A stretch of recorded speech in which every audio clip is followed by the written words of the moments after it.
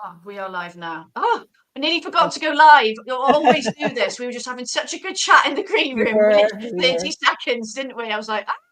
So welcome back, everybody, to Recruitment Uncensored with myself. And I've got another amazing guest on with me today, Maria Murphy of Smith Carey. Today's subject, I've had a few messages actually about, because I think this is going to be one that a lot of people have got questions about, have been struggling with themselves, not just with their clients and helping their clients do it, but in their own businesses as well. So we're going to be talking about Gen Z to boomers, tackling ageism and those stereotypes in recruitment. So I would encourage anybody watching, drop a comment about what you think about what we're talking about. Ask us questions, ask Maria anything. If we don't get time to cover it off in the show as normal, you know I will jump straight into the comments, so will Maria after, and we'll answer stuff. So definitely get involved today, because this is a big topic and one that has a lot of opinions and assumptions from people. So I'm going to get cracking, because I know we need time to cover this subject off. So first question I wanted to ask you, Maria, what do you see as, because I know this is sort of an expert area for you, what do you see as being the common generational stereotypes, and where do they even come from? Exactly. So look, in society, I think we've all heard the sweeping, often really unfair stereotypes across the generations. So if you think of Gen Z, and it's a term I hate, they're called snowflakes. You know, so they're called snowflakes. Oh, I'll put my hand up. I've done it myself, honestly, actually. It's a horrible term. So they're snowflakes, they're TikTok obsessed, they're entitled, you know, so horrible, horrible terms. If you look at millennials, they're called avocado toast eating. I love avocado toast. I'm a Gen X. But yeah, they're called avocado. I actually do really like avocado toast, and I am a millennial. It has to be with chili. But yeah, so they're called avocado toast eating, job hopping, entitled again, expect flexible working, don't we all? Then just you get to the Gen X, and I'm a proud Gen X, but we're called, I don't know if you've ever heard the term latchkey kid, Kate. Yes. Yeah. What does that mean? So we're the first generation where our mothers started working. So if you think of the silent generation, I think the baby boomers before us, mothers were at home. So the latchkey kids, we were the ones that became independent, because you finished school, got home, and there's nobody there, basically. So you have to let yourself in. Okay. But yeah, the Gen X's are seen as too independent, a bit of like technophobes, which I find really irritating. And then you get on to baby boomers. Now, baby boomers are kind of 61, 62 plus. So there are still some baby boomers in our industry, but they're just seen as complete technophobes, workaholics who don't want to retire. So like, it's awful, really. These all the different. And I think we're all bad. Baby boomer. He's 71, I think. He doesn't want to retire, and he lives working. No, exactly. Good for him. And to be honest, I don't see that as a negative, though. No, and also the way the economy is going in the future, you know, people won't be able to retire, unfortunately, you know, because they won't be able to afford a nice retirement. But just to clarify ages, because some people might be thinking, okay, I get this, but what ages are they? So if you're between 13 and 28, you're Gen Z. If you're 29 to 44, you're a millennial. If you're 45 to 60, you're a Gen X, and then baby boomers, 61 to 79. That's really helpful, actually, because I remember not knowing I was a millennial for years. I think when I was working for the agency before I set the business up, I was doing a talk in front of loads of pharmaceutical sales leaders, basically, and we had to do it on sort of, because I was running the graduate division at the time. Yes. At the time, the millennials were the big, people coming through the workforce. Exactly. And I remember being told the age bracket, and I was like, oh shit, I'm a millennial. I didn't realise, didn't have a clue. Yeah. So it's good for people to know the age groups for those, basically. Exactly. And if you're not aware, the people who are coming after millennials are alphas. But I'll probably be retired by the time alphas get into the workplace. But look, and where do they get these names from? I have no idea. But But Gen Zs now, and I say this to all my clients, Gen Zs as of this year take up 25% of the workforce.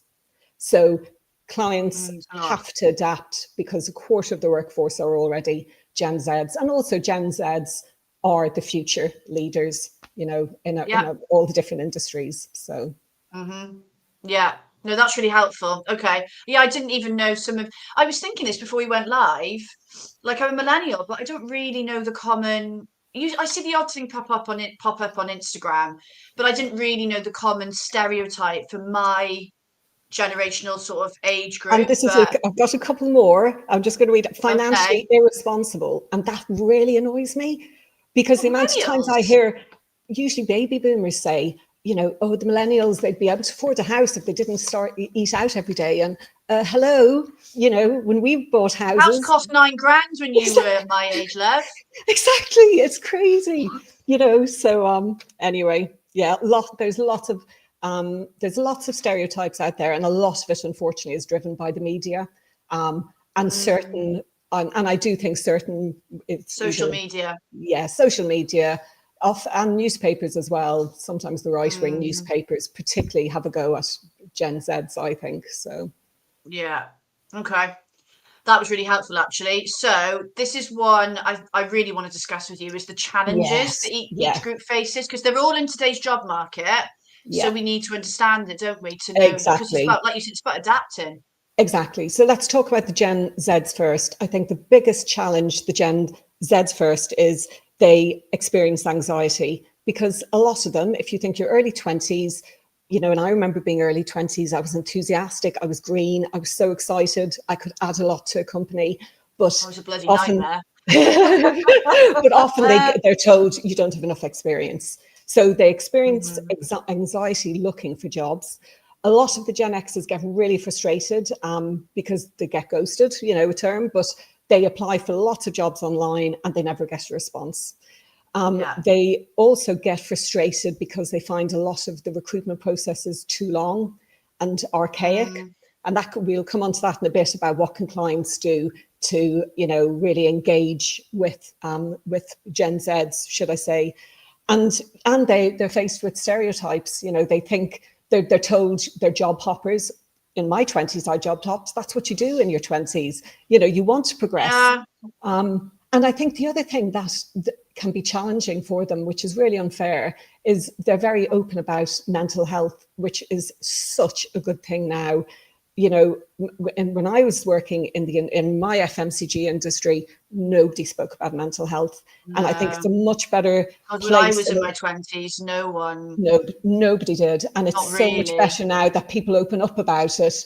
But there will still be some people in companies who go, "Oh, for God's sake, they're going on about mental health again." So, go on. Sorry, and I was just going to say as well, they desire authenticity. So they're not into company jargon. You know, the questions I'm asked a lot by Gen Zs when they're looking for, you know, a role. So in the past, it would have been, how much do they pay? You know, that's the second question. Flexible working is number one, but the Gen Zs always ask me quite rightly, what's the culture like? You know, is it, are they supportive? Is it collaborative? What's their sustainability agenda, etc. And again, 20 years ago, if somebody gave you a flashy car and a decent salary, they didn't care what they sold or marketed, etc. You know what I mean? So, so that's, I think, you know, would you think there's anything else from your experience that you would say Gen Zs, because you deal with a lot of them, don't you? Yeah, I think there's the challenge they face. I think people assume, oh, they're gonna, in recruitment, I'm relating this to recruitment now. Yes, yeah. Oh, well, they're going to hate the phone. They won't want to use the phone. And then, you Very know, good point. Yeah. they're not going to have the right attitude. You know, the entitled thing that you were talking yeah. about earlier. And I think I see that in all age groups. I train millennials and they don't want to use the phone. Absolutely. You know what I mean? So I think I've worked with some amazing Gen Z consultants recently where I literally want to burst into tears with happiness when I'm watching them work, because their attitude is amazing. They'll try anything. They're grafting. They've got big dreams, big goals, they want to buy a house. And look, when I was 21, that was a big goal. But it's so hard to buy a house now. Oh, completely. Yeah. Cost of living Yeah. crazy. It must be quite overwhelming to be in that age group, and a lot of people can't move out until like the 30s, whereas I was lucky. I bought my first house when I was 23, 24. Yeah, and I was 25. Exactly. That doesn't happen now, for the majority of people, unless you've got, wealthy parents who can help pay a big deposit, etc. Exactly. But on the flip side, I think, I don't know, I think I think that some of the assumptions people make about Gen Z, okay, you might have had a bad experience, but I don't think it's anything to do with their age. It's just them as a person. Yes, For personality. example, say they came in and they were lazy and they didn't work. Sometimes it's nothing to do with their oh my God, they're Gen Z. It's just them as an individual. Yeah, That makes sense. And I sometimes hear in the industry how people are saying, oh, the Gen Zs, they're so entitled. They come in, they're in the role 12 months, and within 12 months, they're looking for promotion, and they're pushing me, because they want to get promoted. But I turn that back and say, do you know what? Good for them, because we never did that. You know what I mean? We worked really hard and just hoped, of course some people did, but well, you were told that you sort of at the what's the word I'm looking for? You're at I can't think of the word I'm trying to think of here, but at the mercy of your employer, essentially. You've got to put up with everything. Just got to put up with it. So I would just say, the whole bit with, Gen Zs, or I suppose we will come on to that, won't we? What do clients need to do, basically, and what do recruiters need to do to really help Gen Zs through the process? I'll get on to millennials then. Do you know what? I think millennials. It's the next one up then, isn't it? Gen Z, then millennials. I think millennials what are challenges probably do they face? I think they're the luckiest group at the moment, purely because of the age. Because if you think they're 28 to mid 40s, I think the age group between 28 and 40, that's the age that most clients want to recruit, because they've got sufficient experience, etc. The challenge that the millennials face, again, by some companies, is they want agile working, and that's across all groups. So that's, and I think the challenge millennials have, and certainly the female millennials, if they're at an age where they want to have children, etc., that's still a challenge for the women. A massive challenge, and completely. It's crazy to think it's still a challenge. And I suppose that's even probably, Kate, a different discussion about women in the recruitment. We can have a whole nother episode on that. Exactly. But what do you think, being a millennial? What do you think are the kind of the biggest challenges you would face? I'm trying to think about me, myself. I think, well, the millennials I work with, the challenge I see is just managing life. Like, some of them have got children, or they want to have children, navigating trying to live, because it's bloody expensive. Just juggling life, I think. And that you're at that different stage then, aren't you? I mean, don't get me wrong, like, I'm a millennial, but I don't live, I'm not in the same position as a lot of millennials. So I don't have children, I don't have a partner, I'm not married. In some ways, I'm like a Gen Z in some respects, but I'm not a millennial. You know what I mean? But just think, because we've gone, I think millennials have gone through a time where it was cheaper to live, things are more accessible, job opportunities were better, and now we remember what it was like, and now we're in a different time. And I suppose you could say that with the baby boomers and stuff like that. They've seen this transition. But more for the millennials. That's difficult. And I think, aren't millennials the first generation that will be poorer than their parents, which is awful, because every generation was always, we're better off than our parents, or think the society. I think that's what's difficult, talking from personal experience. Your parents don't get it. And I see this with friends as well. They don't get the sort of challenges that we've got financially, that we've all got to juggle completely at the moment with everything. Everything's tighter. It's, in recruitment, budgets are, everything. So we've got to deal with all of that, and we won't get political over it, but also, like, if you think about what's been going on at political level that millennials have gone through, it's been a bloody shit show. You know, we're It's all been over the awful. shop. And if you think, Kate, usually most people in the past might have started a pension at 28 to 30. So the start of a millennial age. How many millennials can actually put enough money into the pension? Because most of them are either struggling to pay rent or saving to buy a house, or their mortgage rate has just gone up from 1.9% to 4.5%. My You know, and mortgage that's the doubled bit that a couple of years older ago. generations need to understand, you know, the kind of the challenges millennials Yeah. have. But I think, and also we went through everyone went through COVID. I think one of the challenges going back to Gen Z is some of them were going through education. You know, this blows my mind, finishing university, you know, coming into that key age in life in the COVID era. It's awful. And when we came out of COVID, for a couple of years, we had a bit of a boom, but then it's gone, it's changed again. So that probably it affects all the age groups, I Of course it suppose. does. But I think, I actually think the biggest age group impacted was kids in school and people in university. What a weird time for that. Like I remember, because I live right next to a comprehensive school, and I was in this room 24/7 during COVID because we all worked remotely in the agency I was with, and the market we served, pharmaceutical, was pretty buoyant considering, you know, compared to other markets. Yes. So I was in here 24/7, and I'd see, well, they all had their exams and stuff, didn't they, at that time? And there's quite a few families on my street, and I used to just watch them. You know, they'd be finishing school, they didn't get the same celebration. I remember my last day in school was fantastic. I know, I've All still got the tie from my last day at school with all my friends' names written on my like Loretto tie.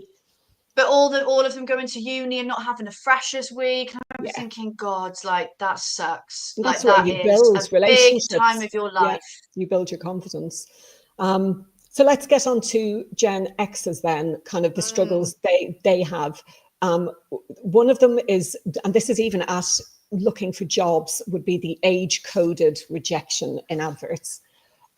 So, you know, looking for somebody with 2 to 3 years experience or energetic. There's definitely words that in adverts that vibrant. Yeah, all that. Or digital savvy, you know, it's stuff like that. Yeah. So the amount of Gen X's who are told you're overqualified, you're not a cultural fit, which is masking age bias.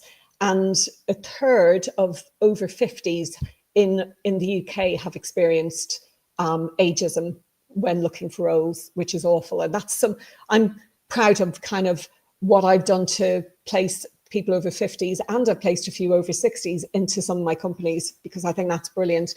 But at the same time, I love when I place graduates. So you know, and I used to love working with grads. Yeah. So start of their career. Yeah, you just think, and I see them pop up on my LinkedIn now. They've built amazing careers, and you're like, oh, I was a part of that. Exactly. I think other challenges Gen X's have is, they're going to be winding down. They just want to work a few more years to retirement, and that's not the case. That at all. Yeah, honestly, that's not the case at all. For, you know, unfortunately, a lot of people will have to work till they're 70. And also, as well, a lot of the people that had children maybe in their 20s or even their 30s, at that Gen X age, their kids are more independent. Yeah. They might have left home or be in uni or whatever. Actually, they almost have like a second coming, don't they? Like, it's like, I've got, you know, I can really put everything in. I can almost go at my, not that they weren't focusing on career before, but they've almost got I can't speak today. In my head I can think of the words, but I can't get out of my mouth. But do you know what I mean? Less restrictions, you know, they can travel more. They and then another one that's always being hit is technophobe. And of course the younger people are better digitally, but that doesn't mean, you know, I'm still proud that I can, you know, I'm quite good on tech, etc. And a lot of my peers are too. I think it's a massively wrong assumption there, isn't it? Yeah. So, and I think we've missed the baby boomers. Yeah, but because probably there's less baby boomers working in the industry, but a lot of the baby boomers will get the same as us. And a lot of the baby boomers will be tasked as they're too rigid. They only want to work in the office. They don't get agile working. They're not flexible. And so there, yeah, whereas you think the Gen Xers are seen as being independent, a bit too maverick, but the baby boomers are, just stricter, won't engage with the younger people, like all these stereotypes. I know some amazing baby boomers in my industry who have so much energy. It's crazy. So I Oh love God, it. if I think of my dad, Jesus Christ, he's not slowing down anytime soon. He works remotely, he's traveling here, there, and everywhere. He's Yeah. using tech. Yep. I Listen, I don't see it. well, my dad is 82, so he's he's definitely a baby boomer. Yeah, he's crap at tech, but you know what? He plays golf 3 times a week. He swims. He goes on holiday. You know what I mean? I really want What a to have life. his energy when I'm that age. Well, let's go on to this one because again, Yeah, this is a big one for recruiters watching. Because yes, we've got to do it in our own business, but what a USP if we can help our clients do it as well. So, completely. what can we do with our clients to help them attract, support, and retain top talent at all those age groups? All levels. And this is a subject I talk a lot about with my clients.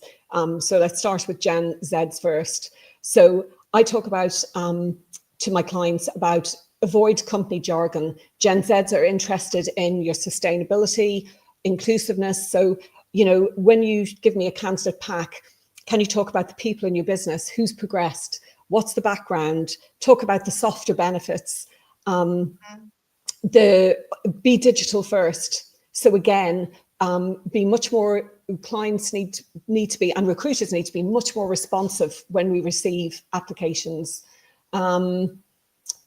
Other things I would say, growth and learning, that's a big one. So for me, often I get asked at interview stage with candidates, even before I shortlist them for my clients, what's the learning? What coaching will I get? What learning training will I get, etc. And sometimes companies get a bit scared about that. Oh, loads of cost. But you know what? If you can just share that, either you'll have a mentor at work. You will have sit downs every month. We'll review your performance every 3 months. We'll talk about what training on the job and other training you need, etc. All that will kind of benefit. And flexible working, that's a given. And unfortunately, certain companies are actually moving back. I know Morrison's, in my industry, FMCG, Morrison's have announced they want everybody back in their head office 5 days a Boots week. did as well, didn't they? Did Boots do it last I year? think Boots did it. A lot of finance houses are doing it. My nephew works in a finance house in Dublin. All of those had to move back to 5 days a week. Some of them were working had to commute 2.5 hours, drive into city centre Dublin. They've had to leave. So definitely, and I really talk to my clients about, if they have been office-based, we get 30 to 40% less applicants if it's an office-based role. But luckily, a lot of clients moved to it during COVID and have stuck to it. Yeah. What about trying to think, I keep forgetting millennials. I would say the challenges millennials sometimes get is their job hopping, because people do move around, and certainly there's more pressure now to move around because they need more money if they want to buy a house. There's a lot of uncertainty after COVID, Completely. so that comes into it as well. Yeah, so I actually think that's probably one of the biggest challenges they get. But I always talk to my candidates, talk me through your job roles. And often they've either been made redundant, they've moved city, they moved because it was a much bigger salary and they were buying a house. So there's always reasons for it. So, can you think of any challenges being a millennial that, anything that clients could do to make it better for you? I think the flexible working thing is important, definitely. And I think I know I know it is difficult, right? Because a lot of businesses have dropped in profit and all of this stuff. But I think it's a key age where everyone should be paid what they're worth. Absolutely, yeah. I think at that age you have usually a lot of financial responsibility, and to be able to work well at your job and be able to function as a person, you need to be paid what you're worth, and there needs to be, and watch that gender pay gap. Exactly. Yeah, which still obviously exists. Yeah. But there were, I suppose you could say that for everyone, because we're all going through the cost of living crisis. But I feel like, I think it's a more, lot of yeah, millennials, as you alluded to earlier, and I'll use myself as an example, exactly. my mortgage doubled 2 years ago. That's just Yeah, my mortgage, yeah. along with everything else. It's hit a lot of us financially very hard. We're like, people's Oh, lifestyles overnight have had to change. yeah, completely. So that's the bit I think clients have more an understanding, offer millennials flexibility, still offer them those promotions when they obviously succeed and have performed well, or give them, build really detailed career development paths with them. Because Yeah. not everybody wants to get promoted, but some people might want to move sideways into another department, for Yeah. instance. And I think, especially if you're a recruitment business watching, remember that not everybody wants to go into a billing manager role or a Yeah, branch manager. They might want a sideways move. And exactly. that's fine, Exactly. you know? I think with clients, certainly with Gen X's and baby boomers, I obviously you cannot talk about age in recruitment. And I bet if you ask any recruiter, they'll say, "Oh yeah, my client told me they wanted somebody under 30 or under 40," Yeah. which is illegal. You shouldn't be doing that. But I often say to my clients, "Can we obviously?" Do you want somebody with 5 years experience, but actually would you consider somebody with 20, 25 years experience because they can hit the ground running, etc. Yeah. So so I say I think it's to, asking the question. I think yeah, that's the key thing, is making sure to help with exactly what you just said is important. But unless you ask the question, you can't have that conversation. yeah, completely. And so certainly clients and recruiters, and I'm aware of this, is having inclusive job specs. So watching the wording. Yeah. The other bit is still flexible working styles. Gen X's want flexible working. It's important. Uh, I think the other bit for clients is to leverage their strength. Look at thinking, do you know what? I could bring in a Gen X or maybe a baby boomer. And do you know what? I've got so many young people in my team. I can set them up as mentors. They can do Yeah. some on-the-job training. So there's, the Gen X's, have leadership qualities. So start utilizing those basically. So I think there's lots. I think we're a lot better, I think, at what we do now in terms of trying to drive diversity, etc. But there is still a long way to go, isn't there? Yeah. No, I agree. I do agree. I'm going to come back to you in a sec, so I know you've got a top tip to share, but Sure. I'm going to do a run through of the next show, and I've just got to check the date and the time because, as usual, I forgot to write it down. But I did write everything else down, so I've nearly got there. So I have got Vincent Seddon coming on with me. He is the customer success director at Simplicity. You might have seen I did a live with him. I think it was a few weeks ago now on the Simplicity channel.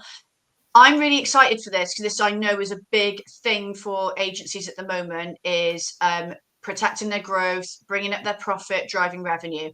So we're going to be talking about how cash is king, protecting, empowering growth in recruitment. So really, really useful subject for any of you recruitment leaders, managers, business owners. That will be on the 6th of August. Can't believe it's August in 2 weeks. Normal time, 12:30. So the event I'll put up next week, you'll get invited to it. If not, just join us. But yeah, that will be a really, really good one. Sounds fun. Right, Sounds I'm going to good. come back to her. What were you going to say? I said no. Sounds fun. Sounds interesting. That next Yeah, topic. and I love talking about stuff like that. So yeah, that'll be good. Okay, your top tip: age diversity is a strategic advantage. Talk Yeah. to me about this. Yeah. So for me, I say to my clients, age diversity isn't just a buzzword. It can be a strategic advantage for you. Adapting to Gen Z isn't about ticking boxes. It's about building workplaces where every generation can thrive. And if you Yeah, think a lot of leaders are, well, millennials, Gen X's, but in 10 years, 15 years time, the Gen Zs are going to be the leaders, bringing in the alphas. And I've no idea what the other generation is below alphas. But so yeah, that is my top tip, really, to really drive age diversity. The teams that have the broadest diversity are the ones that I believe deliver kind of the best strategic results. Yeah, and if no one else is doing it, then be the one to do it and stand out in your market. Exactly. And that's word of mouth then. You know, when I talk, because I've got some fantastic clients who are so good at this, and I ring, you know, candidates ring me and I say, do you know what, this company's perfect for you. And that's music, obviously, to their ears, whether they're a Gen, you know, a Gen Z, a millennial, or a Gen X. So yeah, no, love that as a final thought. Look, everybody that watched today, thank you so much for joining us live. You can watch this back, so it's on my YouTube channel. It will sit on LinkedIn for ages as well. So if you missed some of it and joined us late, or you just want to watch it again, go on YouTube, go on LinkedIn, you can do. I would also encourage you to connect with Maria. It's really easy to do that. She's on the LinkedIn event. So it's very easy to send her a connection request. And if there was anything you wanted to talk to her about, any questions, LinkedIn, we all hang out on LinkedIn 24/7 these days, don't we? So yes, that is the best place to do it. Oh, thanks for watching, Angela. So we had Angela Cripps watching today. Thanks, Angela. So what I would say to anybody watching is, you know, really think about everything we've spoken about today. And yeah, if you want to know more, message Maria. But we've come to the end. It absolutely flew by. I told you it would go fast. It did. But I will see you in a couple of weeks with Vincent, 6th of, I was going to say April then, 6th of August. But for the moment, take care, have an amazing day, and I will see you soon. Gur míle maith agat daoine go léir, and that means thanks a million, everybody. I really wish I could add a Welsh thing in. Yeah, I really wish I could impress you with a bit of Welsh. The only Welsh word I know is Borada.